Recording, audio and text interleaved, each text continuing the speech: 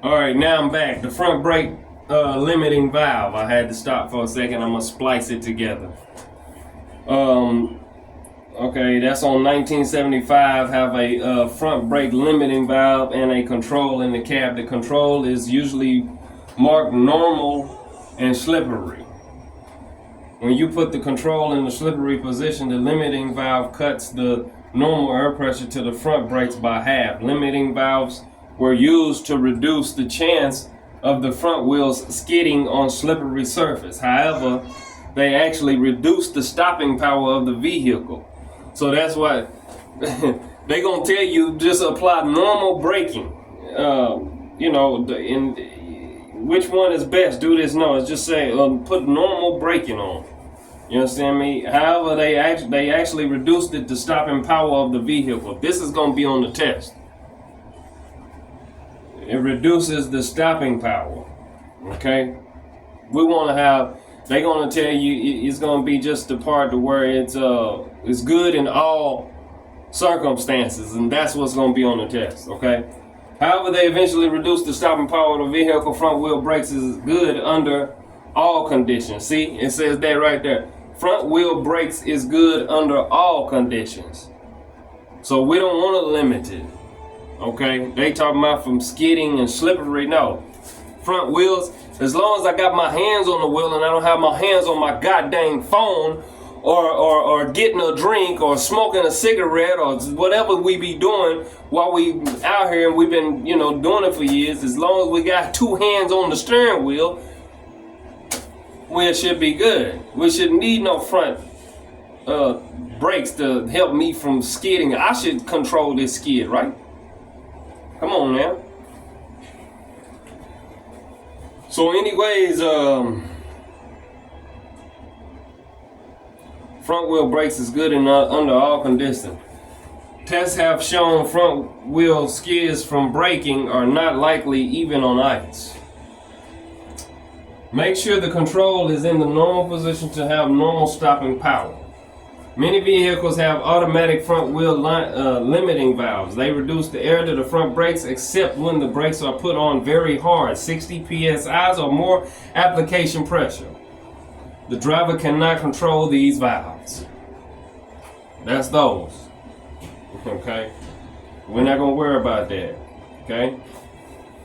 But the part we will worry about is that when putting on the brakes very hard, 60 psi or more. That's what they telling. That's what Jay wants you to know. 60 psi or more is a lot of is heavy pressure onto the brakes. Okay.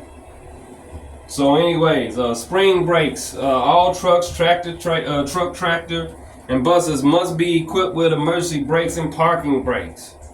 They must be held on by mechanical forces because air pressure can eventually leak away. Spring brakes are usually used to meet these needs.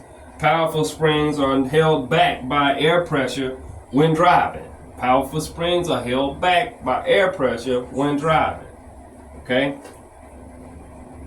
That may be on the test. Okay, if the air pressure is removed, the springs put out the brakes. A parking brake control in the cab allows the driver to let the air out of the spring brakes. This lets the springs put the brakes on. A leak in the air brake system, which causes all the air to be lost, will also cause the springs to be put on the brakes. Okay, did you see that? In the air brake system, which causes all air to be lost, the spring brakes will come on. They'll pop on. Emergency, right? That's what I was telling you earlier. Watch them gauges, man. Watch them gauges, guys and gals, or non-binaries. The fact of the matter is that this is what happened. So let's go on. The braking power of spring brakes depend on the brakes being in adjustment. The braking power of spring brakes depend on the brakes being in adjustment. Like I said, man, this is going to be on parts of the test in different parts. You know what I'm saying? This video going on for a minute. So that's 4 plus the 37. So we good. We ain't going to worry about it. 40 something. Like I said, about 40. I said 20 minutes, so I went 20 minutes over. But this is just a rough draft. I'm gonna slim it down, and make it better. But this is just for now, and it may go. I don't know. I'll let you see where I came from, how I started. This is my first video. Boom. I ain't gonna worry about it, and I'm just putting it out here, trying to give you knowledge, trying to help you out, and it's free. You can't beat that. If you want to holler at me, you want to donate to something, man, do 1nationmindz. That's the $, the number 1 nation mind. That's NationMindz. 1nationmindz. That's a mental health organization for truckers. Check it out. It's been in the development stages for quite some time, but we in the ring, okay?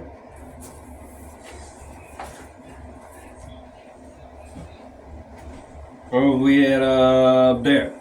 Tractor and straight truck spring brakes will come fully on when air pressure drops to a range of 20 to 45 psi's. Typically 20 to 30 psi's, okay? Spring brakes will come on fully when air pressure drops typically between 20 and 30 psi's on straight trucks and tractor, okay? Do not wait for the brakes to come on automatically. When the low air pressure warning light and buzzer first come on, see, it said and buzzer, so it's two. It's going to be a red light and a buzzer, so that may be on the test, okay? Bring the vehicle to a safe stop right away while you can still control the brakes. When the air pressure warning lights and buzz first come on, bring the vehicle to a safe stop right away while you can still control the brakes. You don't want to be in a position where you can't. You don't want to be in a position where the brakes stop working. You don't want to be in a place, in a position. Even if you were, man, it's other thing. You got the Jake brake. You got this here. You got the neutral. You got the, I ain't gonna suggest that, but I'm just saying you can go off the road some if it's safe to do so, and you can slow the vehicle down by just the pavement change, the terrain. Okay. So anyways, the braking power of spring brake depends on the brakes being in adjustment. If the brakes are not adjusted properly, neither the regular brakes nor the emergency parking brakes will work right. If they are out of adjustment, this could be on the test. If they are out of adjustment, and it will affect the regular brakes, the emergency brakes, and the parking brakes, and they won't work right if they're out of adjustment. Even if they've been working okay, if they're out of adjustment, they're not proper, and if the DOT pull you into that station, that's going to be the one thing that he's going to get you for. And another thing that a DOT officer is going to try to get you for is your airlines to your tractor. From your tractor to your trailer. The glad hands. They're going to try to say it's a kink in the hose. These are pigtails. They wind up like that anyway. What you mean? It's a kink in the hole, but they say if it's pinched a certain way. You understand me? So it's best to not even have those ones that curl up like piggy tails. Just get the ones that straighten, that are wrapped up in that black stuff, and then it goes in, and you got one hole, and then you got your lines coming out and your electric line. Get those instead, because then they can't say that when they pull your truck in, because there's no way that they can even see that to even claim that. Okay. So anyways, 5115 parking brake control.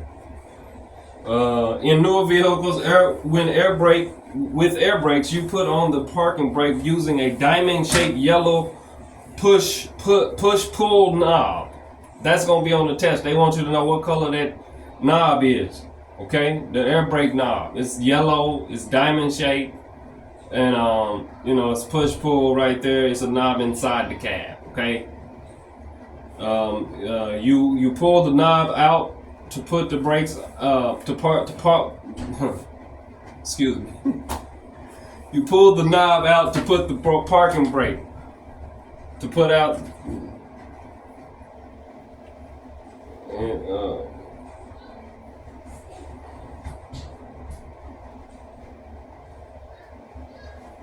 to put the parking brakes on, you know, spring brakes or whatnot.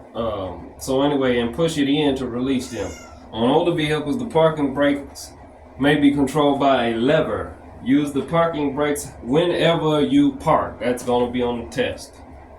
Never push the brake pedal down when the spring brakes are on. Never push the brake pedal down when the spring brakes are on. Okay? If you do, the brakes could be damaged by the combined force of the springs and the air pressure. Okay? Many brake systems are designed so this will not happen. Not all systems are set up this way, and those that are may not always work. It is much better to develop the habit of not pushing the brake pedal down when the spring brakes are on. That could be on the test. Modulating control valves. In some vehicles, a control handle on the dashboard may be used to apply the spring brakes gradually. This is called a modulating valve. It is spring loaded, so you have a feel for the brake action or the braking action. The more you move the control lever, the harder the spring brakes come on. They work this way so you can control the spring brakes if the service brakes fail. When parking a vehicle with a modular control valve, move the lever as far as it will go and hold it in place with the locking device. Okay, don't even worry about that. You're gonna have two buttons, a yellow one and a red one. Pull those before you park, before you get out the truck, and all that. Most of these vehicles nowadays, when you open the door or you and the brakes are not set, it'll beep beep beep beep beep. You'll have this noise going on. Okay, I know Freightliner got one that does that. You know, just the added safety stuff because people forget, man. Especially when you, well, I don't know about nowadays because you know, really y'all not really even trucking like how we used to do it. Y'all got 11 hours to drive in a 14-hour shift and 70 hours and 70 hours, 70 hours and 7 days and 80 hours and 8 days. So, you know what I'm saying? And then you got to take a 34-hour reset in between there to get your hours back and stuff. So, and then you also got to shut down at 8 after the 8 hours of consecutive on-time duty. You got to shut down for 30 minutes to give yourself a break. But see, when we used to truck back in the day, bruh, trucking was made simple. Trucking was made good. Trucking was really easy, and it was way less accidents and problems. Now, I know they say that based on the estimate, this is just no. Those are insurance companies making sure that they stay paid because they're going to continue to add more safety measures because they keep creating more safety problems. Let the trucker drive when he know that, or she knows, or they know that they can drive, and they know that they are ready to do this time, and they can do it for this time, that time, in the time in which they choose to do it. We don't need babysitting in the truck, but that's the way they do it now. That's the way you newcomers come to the game, and everybody just agreed with it and went with it. Nobody, I mean, few folks said something, but if we didn't decide to put them trucks to the side and sit down somewhere, like how they did over there in Canada with hot tubs in the middle of the road, and I ain't going nowhere. Now, them cats, they know how to get things done. I wish American folk had some balls in order to, you know, be like, hey, man, we not, fuck PSP points and all this other kind of stuff. This stuff that's keeping good drivers away from the field because y'all added all these implementations to where made it difficult for us to even get back in our own profession. And now you took the joy out of it. You sucked its soul out of it by giving us these regulations. The paper log is what we need. And not only that. But anyways, that's another topic, man. Okay, so anyways, let's keep going. I done went over there and did that. We talked about this, putting on emergency brakes, can't move. What else was we was talking about?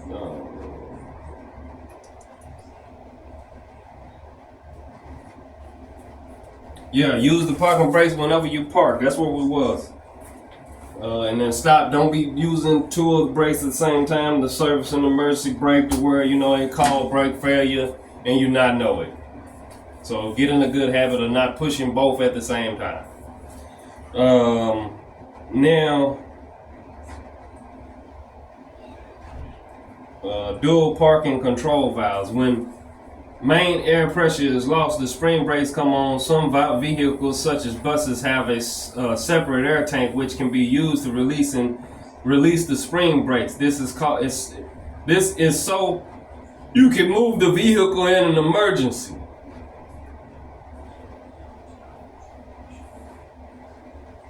You have a separate air tank which can be used to release the spring brakes. This is so you can move the vehicle in an emergency. That could be on the test.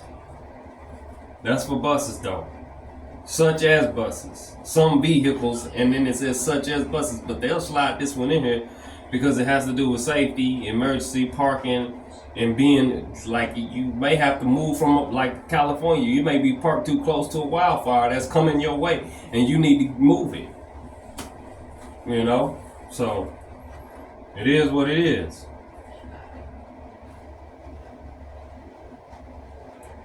One thing that's in here,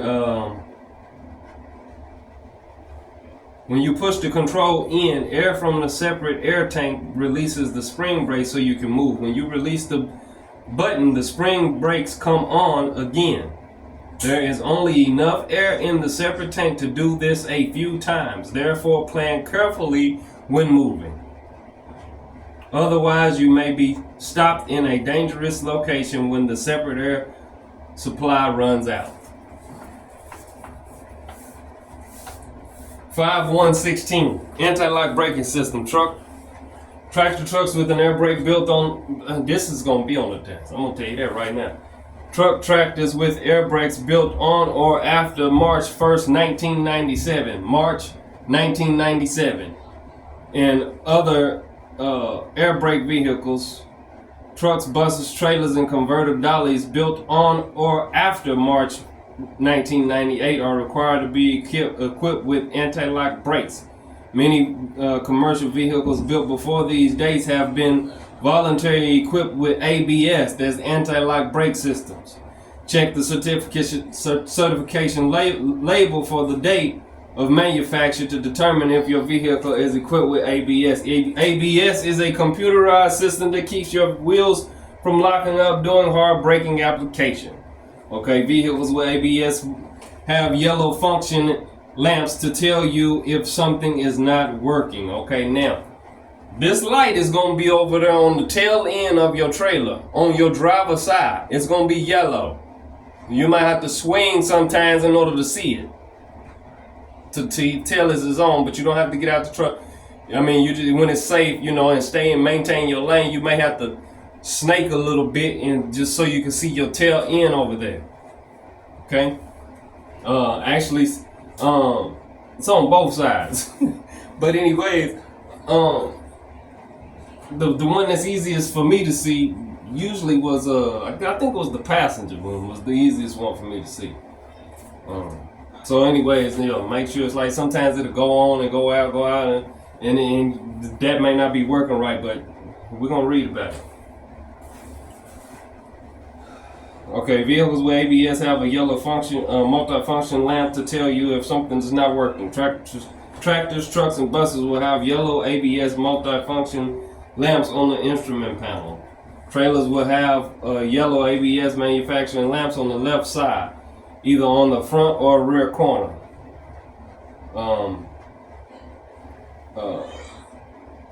Dollies manufactured on or after March 1st, 1998 are required to have a lamp on the left side.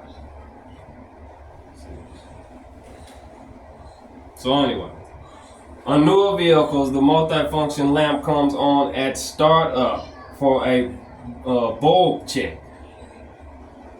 Okay, and then goes out quickly. On older systems, the lamp could stay on until you are driving over 5 miles per hour.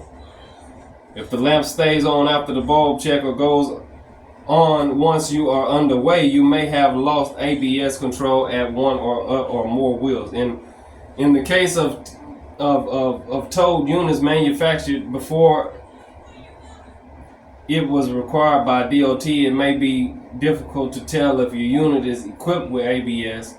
Look under the vehicle for the ECU and wheel speed sensor wires coming from the back of the trailer of the brakes. Yeah. And then see too, like I know we in high profile vehicles and stuff like that, and you see stuff in the road and you want to test your skills and you say, oh, I can clear that, and you'll roll over it and make sure it goes through the middle of your truck without hitting the wheels. That's fine and dandy, but right up in here, you got all them cables and wires that's by the tandems, the trailer tandems back there. Especially if you in snow and stuff, you got to get out and you got to hit that stuff and knock it off every now and again, man, to get that weight of that ice and stuff that's built up on your cables and your wires and your springs under there. So you got to get under there. You got to knock that stuff off.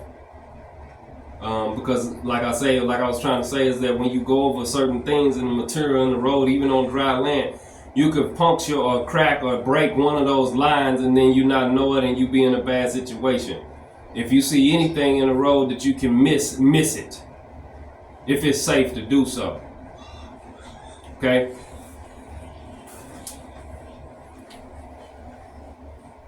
So anyways, look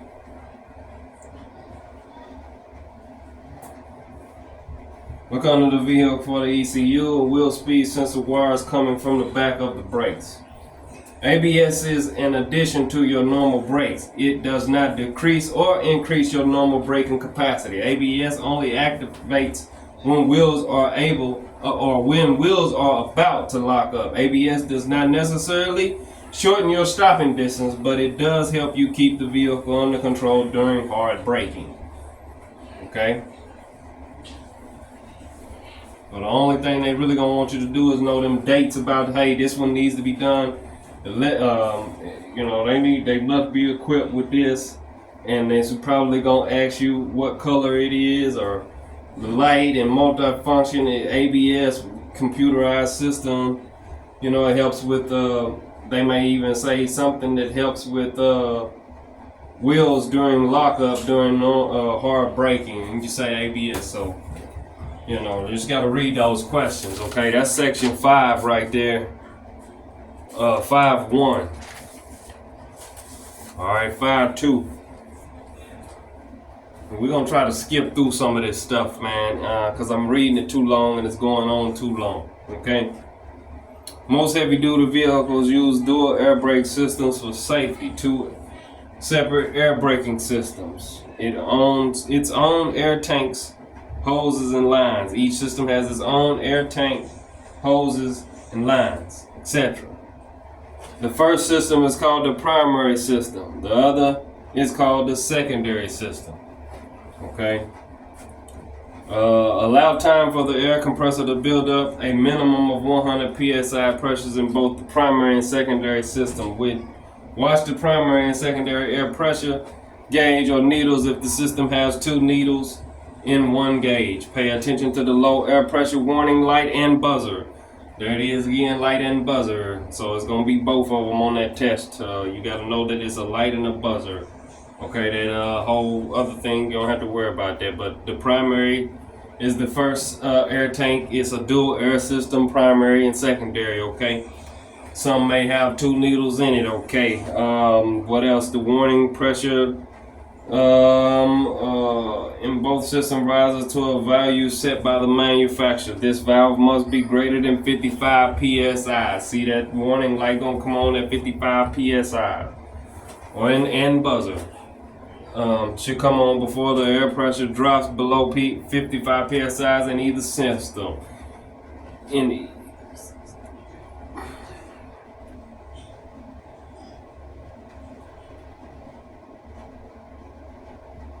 That's not necessarily always true.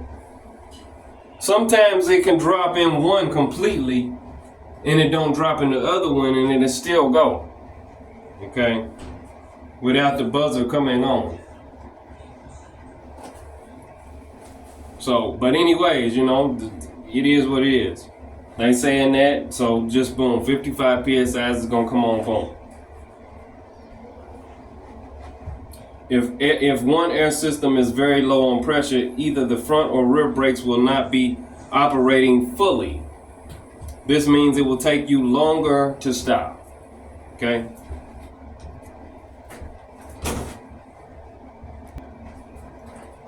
Alright, it will take you longer to stop. Bring the vehicle to a safe stop and have the air pressure system fixed.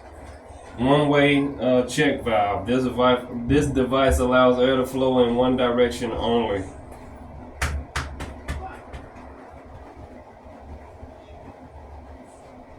The check valve keeps air from going out if the air compressor develops a leak. Okay. 5.3.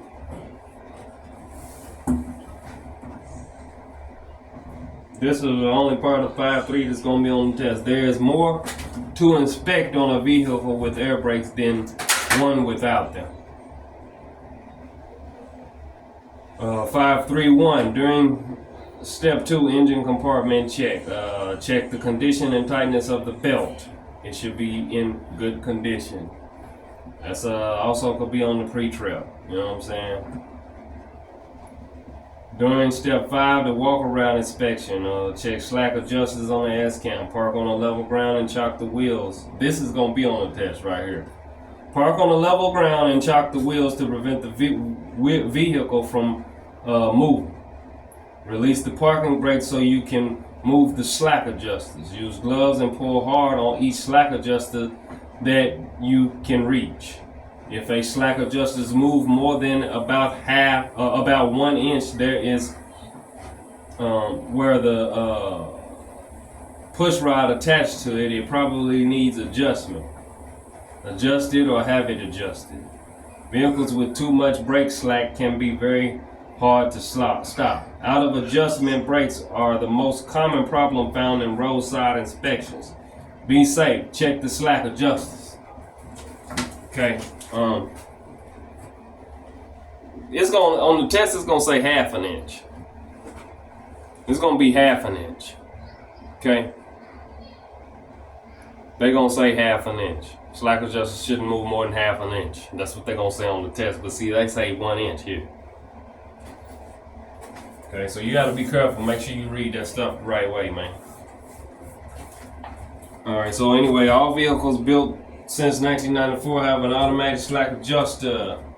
Even though, what did it say? Can you see me still if I sit right here? Barely. But you can see me though. Why is this right here? Okay. You can see me though. Let's see,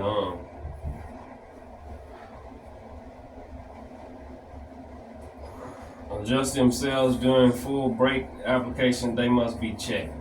Automatic adjusters should not have to be manually adjusted except when performing maintenance on the brakes and during installation of the slack adjustment. Okay, boom. We don't need to know no more about that.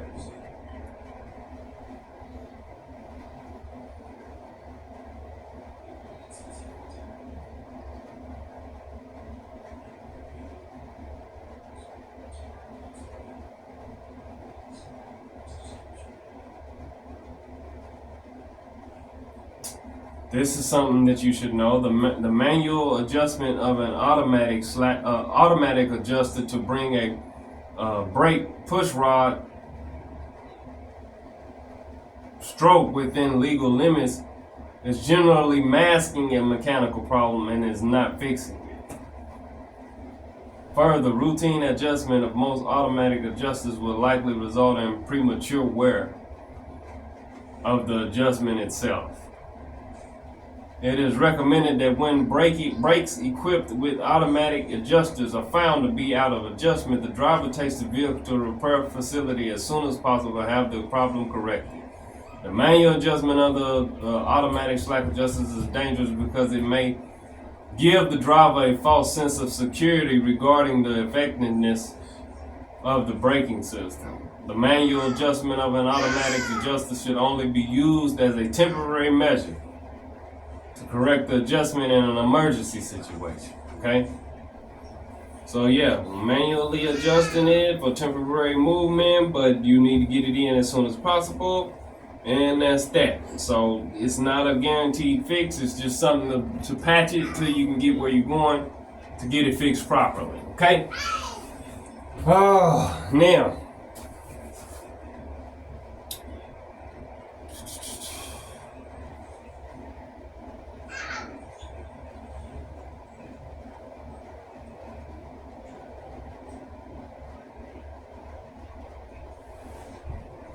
This is going to be on the test. Brake drums or discs must not have cracks longer than half the width of the friction area. Half an inch of the friction area, doesn't matter. Shouldn't have no cracks, period. So that's going to be on the test, okay? Lining must not be loose or soaked with oil or grease and must not be worn dangerously thin. Mechanical parts must be in place, not broken or missing. Check the air hose connection to the brake chamber to make sure they are not cut or worn due to rubbing. Okay. So 5.3, final air brake check.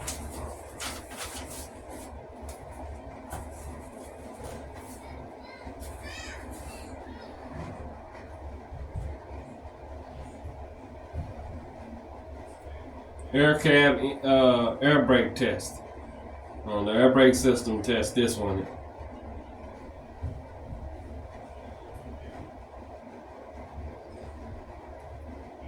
This may be performed in any order as long as they are performed correctly and effectively. If these items are not demonstrated and the parameters for each test are not verbalized correctly, it's considered a automatic failure of the vehicle inspection portion of the skills test.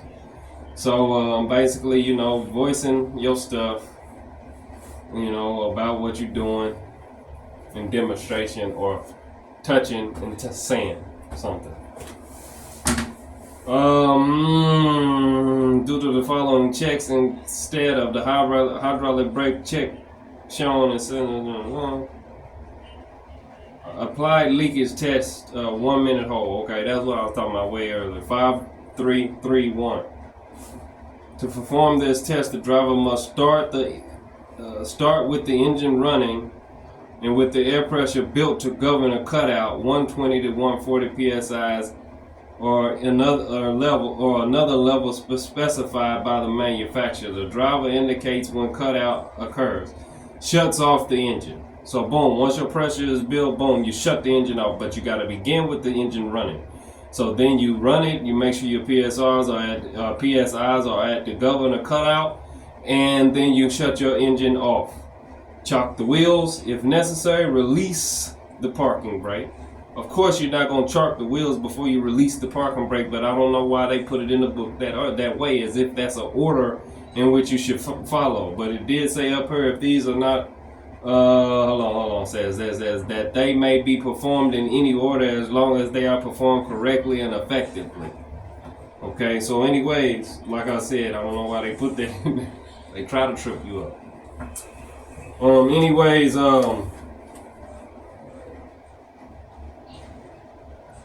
So the driver identifies when the cutoff is, shuts off the engine, chocks the wheels if necessary, releases the parking brake, all vehicles and tractors protection valve, and the tractor protection valve, combination vehicles, and fully applies the foot brake. The driver then holds the foot brake for 1 minute after stabilization of the air gauge. You hold it in position for a minute, then we'll watch the air gauge. The driver checks the air gauge to see that the air pressure drops no more than 3 pounds in 1 minute, okay? 3 pounds in 1 minute. Okay?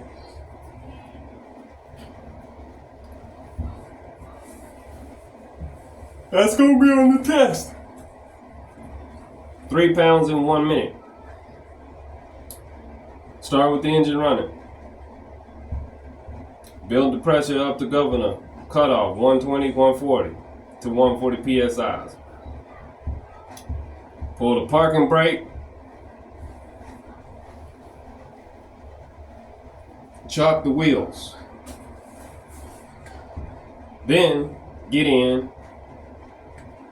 Make sure you do 3 points of contact when you get in, of course, always. Put your foot on the brake. My suggestion is to go ahead and put the seatbelt on still at this time, because the instructor that you're riding with, he may be like, you should have put your seatbelt on. You behind the wheel, okay? So anyways, even though you ain't moving, it don't matter. Just put the seatbelt on, please. And then hold the brake for 1 minute, and it shouldn't drop no more than 3 pounds in that minute, okay? 60 seconds. It says, and listen for the air. Then drivers must identify how much air the system lost and verbalize the maximum air loss rate allowed for the representative vehicle being tested. Okay, I don't know if they want you to tell them that, but it won't be a bad thing to say, hey, all right, now as long as I didn't lose 3 pounds per minute while holding the brake, I'm fine. Everything's good. Okay, so anyway,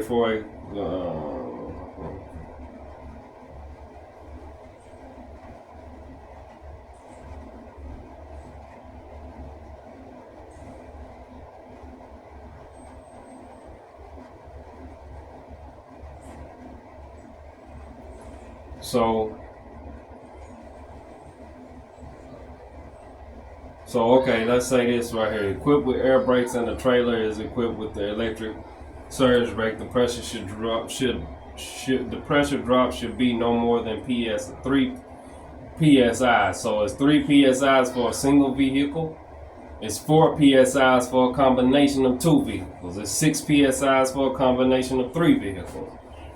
That's probably what you're gonna need to know in that section right there.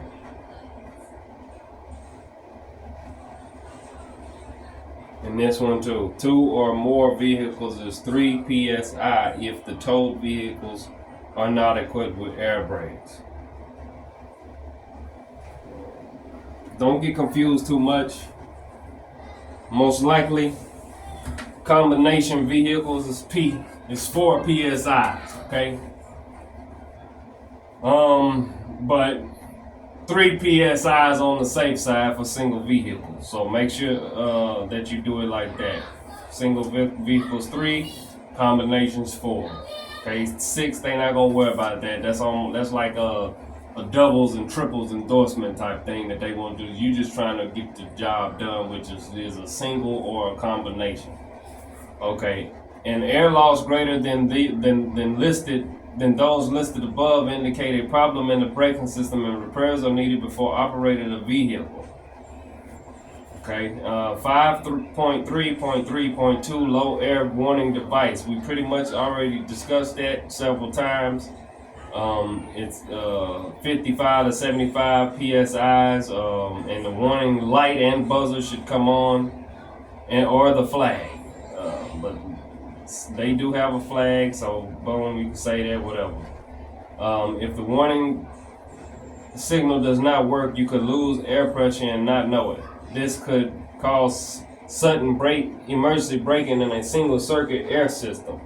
In dual system, the stopping distance will be increased. Only limited braking can be done before the spring brakes come on. Okay. And then it says at the bottom, farm vehicles and type 1 school buses must be equipped with both an audible and visible type warning thing. So that's why I said they're going to have 2 on your track. There's going to be a buzzer and it's going to be a light. You're going to make sure that you tell them that that's what it is. Okay. Okay, spring brake test.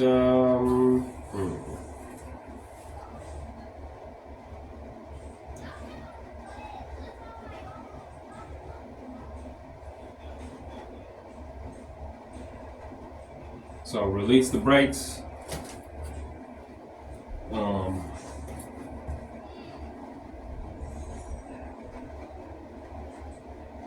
With the engine running or not, the driver fans off the air pressure, normally between 20 to 45 psi or the level specified by on a tractor trailer combination vehicle. The tractor protection valve and parking brake valve should close. They mean pop out. So that's the spring brake test. You want to fan your stuff down, it's best to do it off. Okay? Just keep pushing on the brake until those things pop out. And they'll pop out on you while you backing up, especially at truck stops, because you like, man, you got to maneuver. Sometimes people walking in the way, you know, the parking spots ain't right. This is a lot of things could be going on where, you know, you step on that brake quite a bit and then that thing will pop out as a warning device and you get upset when you're trying to back up. I only had that problem though a couple of times in an automatic vehicle. Like when you're in an automatic vehicle, that sucks trying to back up. So yeah, the fact that it works is a good thing. It'll annoy you when you're trying to park though. Okay, so anyways, that's that, man. Come out and come out. Tell the instructor. Spring brake test for triple reservoir parking brake valve does not pop out when the air pressure has been reduced to approximately 20 psi. You must demonstrate that the spring brakes have activated. To do this, you must remove the wheel chocks if necessary. Leave the parking brake valve in the open release position. With the engine running, put the vehicle in a forward gear and attempt to drive forward. That's the pull test. Okay? Or that's the spring brake test, but also it's the pull test on the trailer once a coupling. A coupling, however you want to pronounce it. If the spring brakes do not prevent the vehicle from easily moving forward, your road test will be postponed. Make sure that stuff works before you even get there, because you don't want to be over there, spend that time waiting in that line. You know how it goes.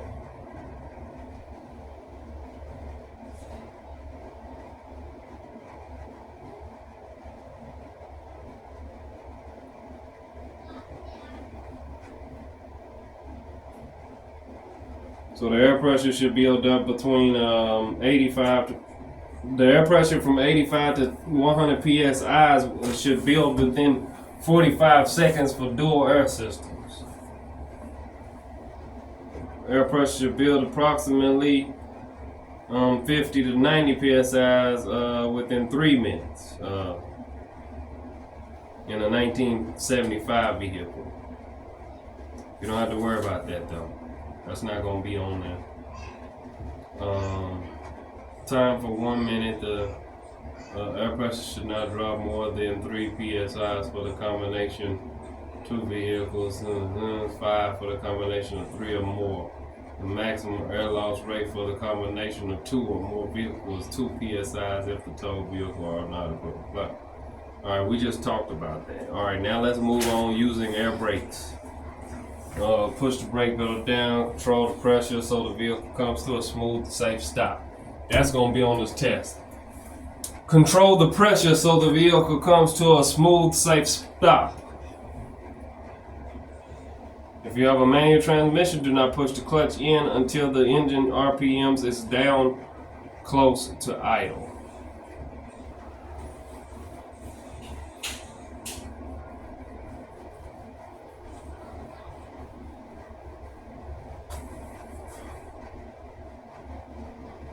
That means right before it's finna die, because you didn't push the clutch in, or it's gonna jerk and do all that unnecessary stuff, right? Brakes with anti-lock brakes, surface, the ABS, wheels lock. When your other wheels lock up, you may skid, jackknife, or even spin in a vehicle. When your steering wheels lock up, you lose steering control. When your other wheels lock up, you may skid, jackknife, or even spin in the vehicle. ABS helps you avoid wheel lockup.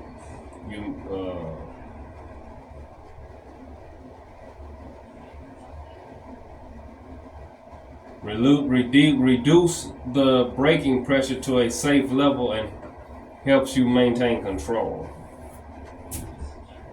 You may or may not be able to stop faster with ABS, but you should be able to steer around an object while braking and avoid skids caused by over braking.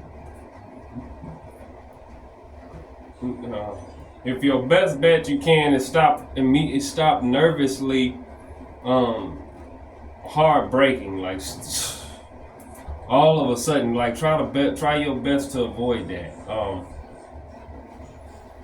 And even if you do, let you come up off of it, man. Come up off of it quick. Like once you notice yourself doing it, just come up off of it, man, and let them wheels flow free and bring it to that safe stop. Now, if you gotta do that because some nut jumped out in front of you on a motorcycle, and he can't even catch his gears on his bike, and you gotta stop to protect his life, and it's safe to do so from you not, the people from behind you, because you maintaining proper following distance or tailgating and stuff like that. So, whatever, man.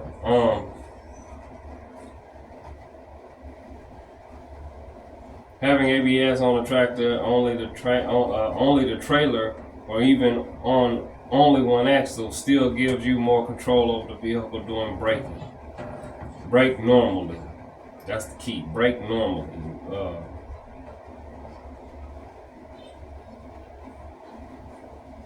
There is less chance of jackknifing with ABS. Keep your eyes on the trailer and let up on the brakes, if you can safely do so, if it begins to swing out. Okay? That means that it'll pull it, and then the trailer will get back in line with the truck. Okay? When only the trailer has air brakes, the trailer is less likely to swing out. Let up on the brakes until you gain control. When you drive a trailer combination with ABS, you should brake as you always have. Use only the braking force necessary to stop safely and stay in control. That is going to be on the test. Brake the same way regardless of weather. You have ABS on a tractor, trailer, or both. Brake the same way you would regardless of the weather.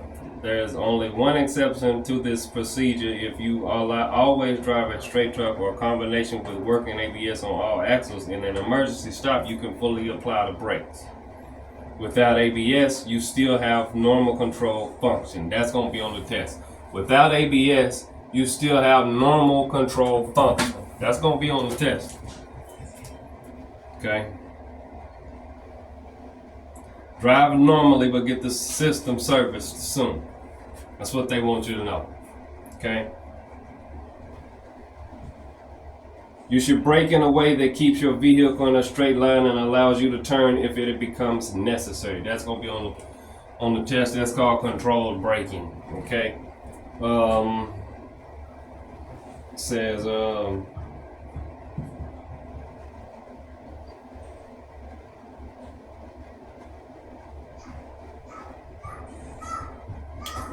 control braking with this method. You apply the brakes as hard as you can without locking the wheels.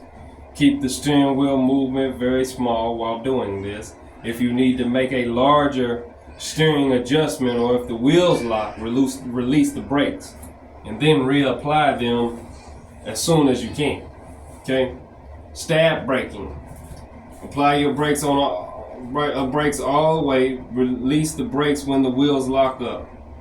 As soon as the wheels start rolling, apply the brakes fully again. It can take up to 1 second for the wheels to start rolling after you release the brakes. If you reapply the brakes before the wheels start rolling, the vehicle will not straighten out. Okay, and then they're gonna ask you how many seconds of distraction or something does it take to where you need to stop or something. It's 1 second, 1 second, 1 second, 1 second, 1 second.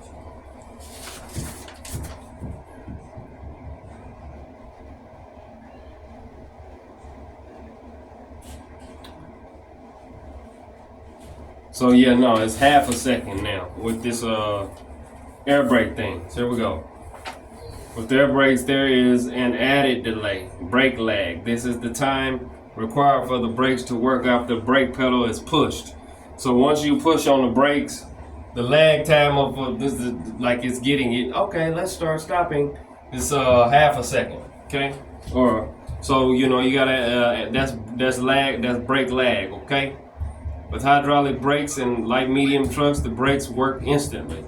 However, with air brakes, it takes a little time, half a second or more, for the air to flow through the lines to the brakes. Thus, the total stopping distance for vehicles with air brake systems is made up of 4 different factors.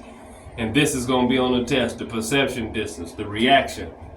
The perception is the perception of how much distance is needed. The reaction time to the distance. The brake lag time with the distance. The braking that occurs with the distance equals the total stopping. So you got perception, reaction, brake lag for the total adjustment, brake and the braking. You got braking, brake lag, perception, reaction. Braking, brake lag, perception, reaction. You know. So the air brake lag distance at 55 miles per hour on dry pavement adds about 32 feet. Therefore, at 55 miles per hour for an average driver under good traction and brake conditions, the total stopping distance is over 450 feet. So if you look down here at this menu here, you will see that based on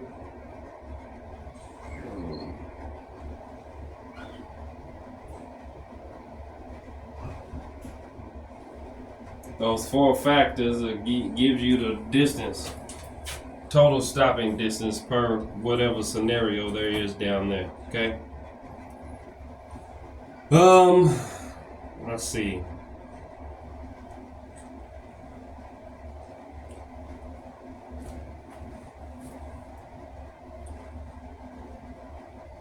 Okay, brakes can fail or fade or fail from excessive heat caused by using them too much and not relying on the engine braking effect.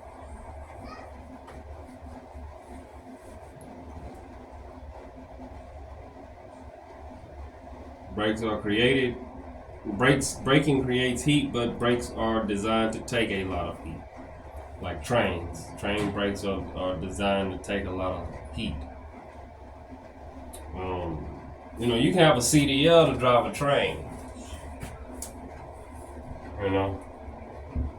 You can drive a train with a CDL. Because it's air brakes. Okay.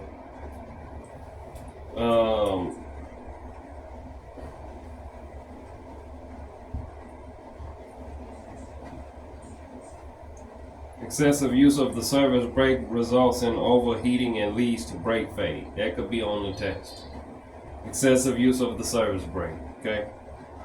Brake fade results from excessive heat causing chemical changes in the brake lining, which reduce friction and cause expansion of the brake drums. Continued overuse may increase brake fade until the vehicle cannot be slowed down or stopped. Brake fade is also affected by adjustment. To safely control a vehicle, every brake must do its share of the work. That could be on the test. Brakes out of adjustment will stop doing their share before those that are in adjustment. Brakes can get out of adjustment quickly, especially when they are hot. Therefore, check brakes adjustment often. Okay? Brakes can get out of adjustment quickly, especially when they are hot. So that could be on the test. Proper braking techniques is safe. If your safe speed is 40 miles per hour, you would not apply the brakes until your speed reaches 40 miles per hour. You now apply the brakes hard enough to gradually reduce the speed to 35 miles per hour. See, it's a 5-mile difference. And then release the brakes. So whatever pattern of numbers they give you, if they say safe speed is 20, and then you would apply the brakes when your speed hits 20, and then you will slow it down to 15, and then you will come up off of the brakes and start that whole process over again. So that's 4 That's 5.4.6 right there. Low pressure, low air pressure. We already talked about that. 20 to 45 psi's. Heavily loaded vehicles will take a long distance to stop because the springs brakes do not work on all axles. Lightly loaded vehicles or vehicles on slippery roads may skid out of control when the spring brakes come on. That's important. It could be on the test. If the low air pressure warning comes on, stop and safely park your vehicle as soon as possible. That could be on the test. Anytime you park, use the parking brake. The control will be a yellow diamond-shaped knob. Okay, a round blue knob or some other knob, including a lever that swings from side to side or up or down.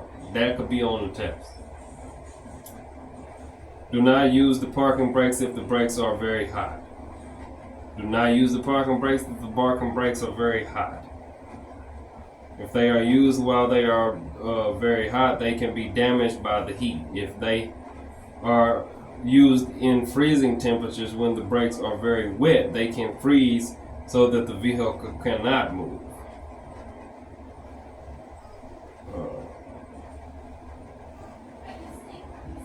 Use wheel chocks on a level surface to hold the vehicle. Let hot brakes cool before using the parking brakes.